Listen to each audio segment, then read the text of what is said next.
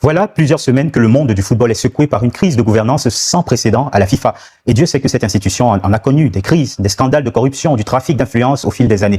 Au centre de la tempête, le Suisse Gianni Infantino, président de l'instance mondiale depuis 2016, seul candidat à sa propre succession lors du congrès électif qui doit se tenir en mars de l'année prochaine. Et jusqu'ici, quoique parfois critiqué, notamment pour sa proximité avec Donald Trump, le président américain à qui Gianni Infantino a quand même osé décerner en 2025 un très fallacieux prix de la paix de la FIFA. Il fallait le faire. Infantino l'a fait. Quoique critiqué donc à plusieurs reprises aussi pour ses prises de décision, ses décisions jugées opaques au sein de la FIFA et une gouvernance autoritaire, le Suisse régnait sans partage sur le football mondial. Mais cet été 2026 pourrait être le moment de bascule que ses détracteurs espéraient. Une fronde inédite s'est constituée, menée par un axe puissant de 3 confédérations de football, l'UEFA en Europe, la CONCACAF en Amérique du Nord et l'AFC en Asie. Dans une déclaration commune publiée cette semaine, ces 3 entités ont dénoncé une rupture de confiance majeure et remis directement en cause les méthodes du président de la FIFA.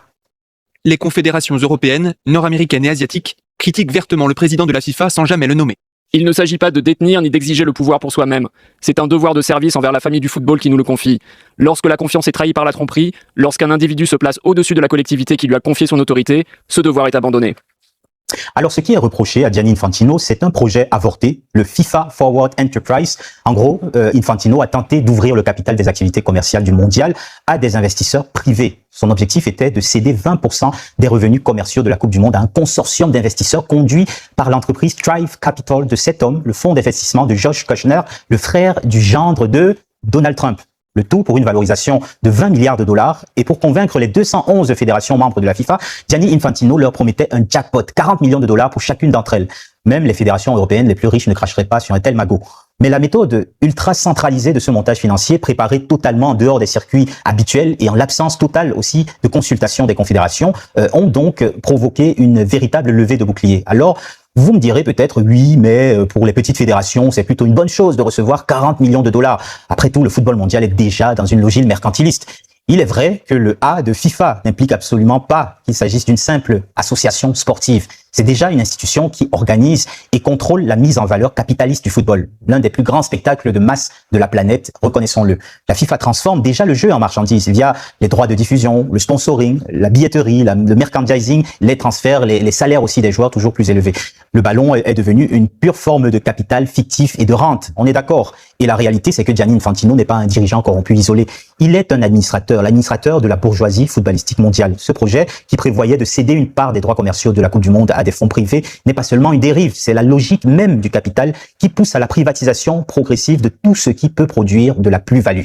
Et de surcroît, dans l'espace américain, le fief de la pensée néolibérale. Donc, ce que certains médias et observateurs ont présenté comme une erreur de communication, un manque de transparence, est en réalité une tentative d'approfondir, d'aller plus loin dans la marchandisation d'un bien jusqu'ici encore semi-collectif, la Coupe du Monde de football. D'où cette colère donc de plusieurs fédérations qui ont retiré leur soutien à la réélection de Gianni Infantino, menacé donc de boycott des compétitions aussi la FIFA, des compétitions de la FIFA, et dans le cas précis de l'UEFA, envisager des poursuites judiciaires, ce qui a fini par faire plier Gianni Infantino, le poussant à annuler son projet et même à présenter un semblant d'excuse. Il a été convenu qu'il n'était nullement dans l'intention d'exclure le Conseil de la FIFA et les associations membres de la FIFA du processus et que celui-ci aurait dû être géré différemment. Mais la confiance s'est érodée et le président de la FIFA est désormais sur un siège éjectable, ce qui a poussé son ami Donald Trump à voler à son secours. La FIFA commettrait une terrible erreur si, pour une quelconque raison, elle envisageait même de remplacer le président Gianni Infantino. Il est fantastique, et il vient de présider de main de maître la Coupe du Monde la plus réussie jamais organisée, et ce, par 4 fois. S'il s'en va, la FIFA ne sera plus jamais aussi prospère, ni rentable.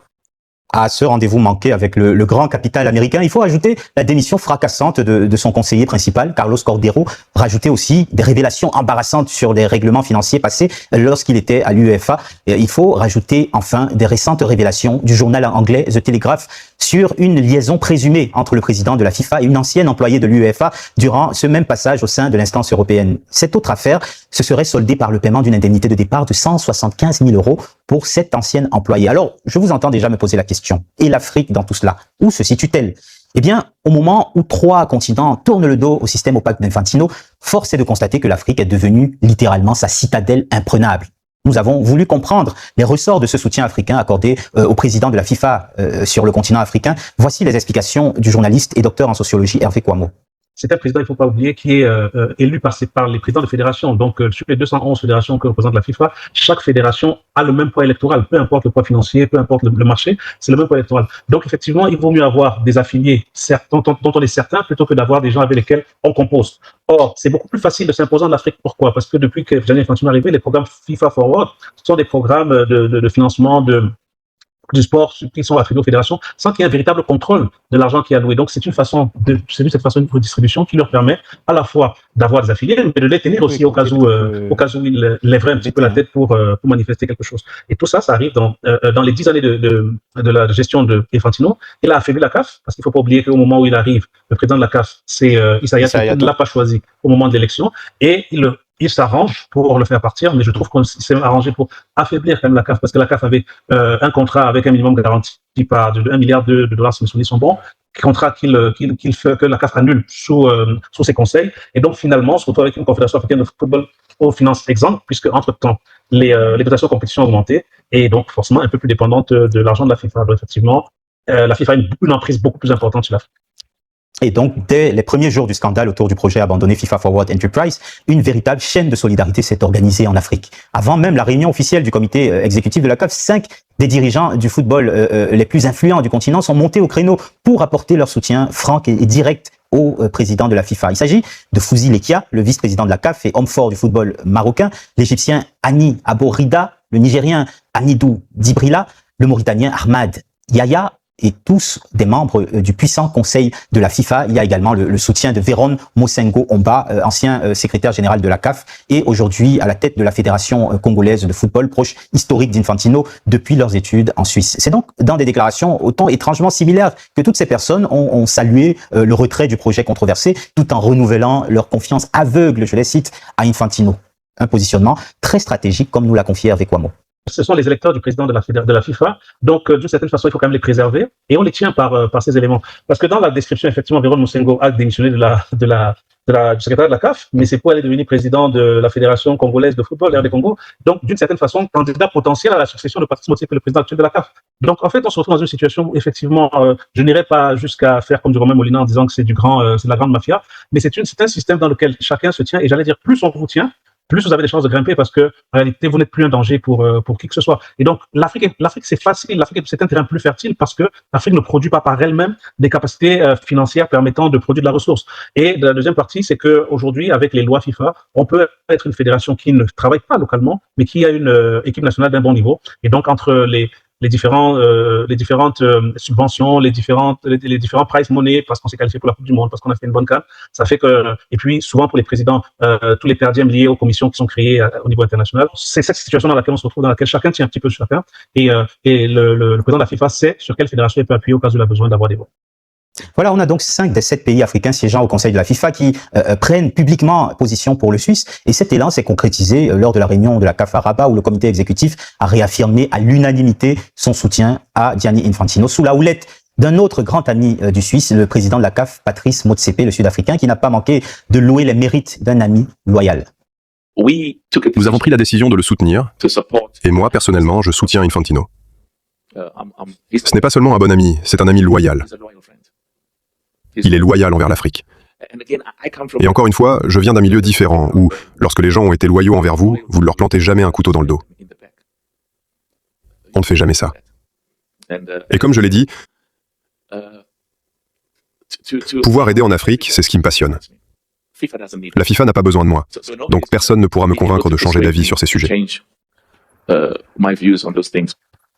Voilà, Patrice Motsepe qui parle de son ami loyal Infantino est précisément celui qui assure les 54 voix africaines au président de la FIFA en vue du congrès électif de 2027. Alors, pourquoi cet alignement aveugle du football africain? Eh bien, pour la CAF et de nombreuses fédérations du continent, comme on l'a entendu, le calcul semble avant tout comptable et stratégique, les finances, puisque plus d'1 milliard de dollars ont été investis par la FIFA dans le football africain depuis 2016. Pour de nombreuses fédérations du continent, au budget parfois très modeste, ces subventions représentent finalement la majorité du budget de fonctionnement courant.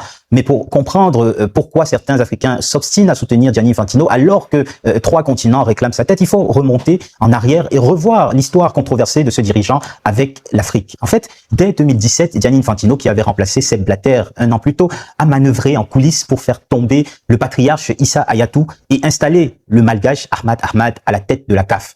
L'objectif était donc de placer un allié docile aux commandes du deuxième plus grand réservoir de voix de la FIFA. À l'époque, la commission d'éthique de la FIFA avait accusé le regretté Issa Hayatou de manquement à son devoir de loyauté et l'avait suspendu de toute position dans le monde du football. Puis Hayatou a été réhabilité par le tribunal arbitral du sport. Aucun doute pour le Camerounais à l'époque, cette décision hostile de la FIFA était l'initiative d'Infantino. Moi, je ne dirais pas la FIFA. Un individu a estimé au niveau de la FIFA qu'il fallait absolument m'écarter. Parce qu'il y a d'autres raisons qui ont motivé la position de cet individu. Il faut qu'on m'écarte. Comment écarter? Moi, j'avais ma conscience tranquille. Jamais j'en ai parlé à qui que ce soit. Parce que je savais que c'était de la fantaisie et de la jalousie de la part de ces gens-là. J'ai quand même accepté d'interjecter, comment on appelle ça, un appel. Et l'appel a abouti 3 jours avant la fin de la Confédération, avant la fin de la CAN. Vous voyez comment le destin est fait. C'est pendant qu'il était lui-même au Cameroun, cet individu-là, que le TAS a levé cette suspension. Il est venu, il m'a félicité, et moi je lui avais dit, avant la levée de la suspension, je lui avais dit qu'il voulait m'enterrer. Dieu n'a pas voulu, je me porte toujours bien. Ça, c'était 3-4 jours avant la levée de tout. On ne peut pas dire parce qu'on a levé que je lui ai dit. Je l'ai dit parce que je savais que c'était un truc monté de toutes pièces. Bon, aujourd'hui, l'affaire est terminée. Je n'ai rien contre lui. Je lui souhaite bonne continuation au niveau de la FIFA. On m'a dit qu'il craignait que j'allais être candidat contre lui. C'est pour ça qu'il a pris cette décision, dit-on. Issa Hayatou écarté, mais le système FIFA montre ses limites, ses dérives. En 2018, le secrétaire général de la CAF, Amer Fahmy, transmet à la FIFA des preuves accablantes contre Ahmad, des accusations de détournement de fonds, de harcèlement et d'une affaire donc d'équipement tactical style. Et quelle fut la réaction d'Infantino? Eh bien, pas grand-chose. La commission d'éthique indépendante de la FIFA s'est saisie du dossier tout en maintenant son soutien à Ahmad et le comité exécutif de la CAF a licencié le lanceur d'alerte. Même lorsque Ahmad est arrêté et placé en garde à vue à Paris en juin 2019 pour des soupçons de corruption, Zurich ferme les yeux. Le patronage prime sur l'éthique. En juillet 2019, la FIFA franchit encore une étape jamais vue. Elle impose une mise sous tutelle directe de la CAF. Infantino nomme sa propre secrétaire générale, Fatma Samoura, au poste de délégué général pour l'Afrique. Une ingérence perçue sur le continent comme un retour à des méthodes perçues comme coloniales. Dans la foulée, un audit d'investigation dévastateur est confié au cabinet PwC, PricewaterhouseCoopers. Les conclusions de ce rapport sont effarantes. Plus de 24 millions de dollars du programme de développement FIFA Forward ont disparu au manque de traçabilité. Des paiements en liquide injustifiés, des cadeaux d'entreprise se comptent par centaines de milliers de dollars. Et pourtant, ce rapport, lui aussi, est étouffé. Ce n'est qu'en novembre 2020, au moment précis où Ahmad refuse de s'effacer et tente de briguer un second mandat contre la volonté d'Infantino cette fois-ci, que la commission d'éthique de la FIFA se réveille soudainement pour le suspendre pendant 5 ans. Mais 2021 marque en fait un chef-d'œuvre d'ingérence d'Infantino. À l'approche de l'élection à la présidence de la CAF, le président de la FIFA fait personnellement la tournée des capitales africaines pour imposer son candidat qu'on a écouté, le milliardaire sud-africain Patrice Motsepe.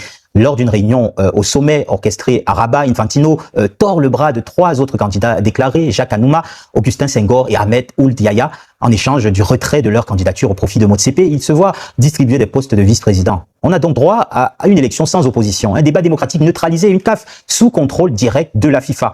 Pour garder un œil sur la gestion quotidienne, Infantino ira même jusqu'à placer son plus proche confident, dont nous avons parlé précédemment, le Suisseau-Congolais Véron Mosengo Omba, au poste clé de secrétaire général. Mais l'histoire se répète. Entre 2024 et 2026, les rapports de la commission d'audit et de la conformité de la CAF révèlent à nouveau de graves dysfonctionnements, des abus de pouvoir et une opacité dans la gestion des fonds sous la direction de Mosengo Omba, accusé d'avoir fait pression sur des auditeurs internes. Bien que certaines procédures suisses aient été classées pour manque de preuves, le climat d'impunité reste total. Et enfin, au sommet de ce dispositif de trafic d'influence se trouve l'arme absolue, donc le programme FIFA Forward. Sous Infantino, les enveloppes financières destinées aux fédérations ont tout simplement quintuplé. Et pour les 54 fédérations africaines, dont une immense majorité ne dispose d'aucun sponsor privé majeur, ni d'aide étatique suffisante, cet argent est une sorte de perfusion vitale. La mécanique est simple, tant que les fédérations africaines votent sans broncher pour les réformes d'Infantino, les flux financiers continuent d'arroser les comités exécutifs locaux. S'y ajoutent des promesses stratégiques comme l'attribution d'une partie du mondial 2030 au Maroc pour verrouiller l'appui des nations du nord du continent. En fin de compte, le soutien unanime de la CAF à Gianni Infantino est donc une évidence, le résultat direct d'un système de clientélisme électoral et de tutelle politique patiemment construit depuis 10 ans. Mais pendant que l'Afrique accorde sa confiance totale à Gianni Infantino, ses propres supporters ont subi de plein fouet les dérives de la gestion de ce dernier lors du mondial, avec des supporters privés de visa pour les États-Unis, une grille tarifaire, on s'en rappelle aussi des matchs, une grille tarifaire tellement chère qu'elle en devient inaccessible pour un grand public africain, ou encore l'incident déplorable de l'arbitre somalien Omar Hartad refoulé à l'aéroport de Miami malgré ses papiers officiels. Alors que faire maintenant qu'Infantino est sur la sellette? Et est-ce que c'est risqué pour les Africains de le soutenir? Alors, je ne sais pas s'il y a un risque direct, parce qu'en réalité, le problème des Africains, c'est que des fois, certaines fois, ils oublient que, ou bien ils veulent oublier que les présidents des fédérations africaines sont une vraie puissance, une vraie force. Et que si ces présidents s'unissaient, effectivement, ça fait le quart de l'électorat de la fédération et ça fait de la FIFA, ça fait vraiment une force. Donc, à mon avis, quel que soit le président de la FIFA, il devra composer avec l'Afrique, parce que pour gérer la FIFA, pour gérer le monde, il faut, dans tous les cas, s'opposer à l'Europe, parce que l'UEFA est la confédération actuelle la plus puissante. Et je crois que même en termes de finances, des réserves financières, elle est plus puissante que la FIFA, puisqu'il y a la Ligue des Champions, il y a des clubs, l'essentiel du foot aujourd'hui se déroule en Europe. Il n'y a pas de grande chance, il n'y a pas de grande perte pour l'Afrique dans l'absolu. Maintenant, je pense que le pari, c'est de se dire, si on désavoue Gianni Infantino et qu'il gagne, voilà ce qu'on peut perdre. Parce qu'on sait qu'il a la rancune tenace et par exemple, on voit bien que les rumeurs ont commencé à circuler sur une fâcherie avec Motsepe parce que Motsepe a autorisé l'arbitre qui avait été exclu d'une femme qui n'avait pas été autorisée à rentrer sur le territoire américain, il a autorisé à siéger pour l'UEFA, donc quelque part entre guillemets pris position contre la FIFA. Donc on voit bien qu'il y a ces éléments. Maintenant, juste, c'est ça qui est intéressant avec la FET, c'est que je peux me tromper, mais pour l'instant, je pense que l'élection n'est pas totalement jouée, parce qu'effectivement, les confédérations peuvent déclarer un certain nombre de choses, mais au moment de l'élection, des enjeux nationaux vont arriver. On voit par exemple que sur cette question, la France est très polie. Elle ne s'avance pas énormément parce que la France voudrait organiser la Coupe du Monde 2038, 100 ans après celle de 1938.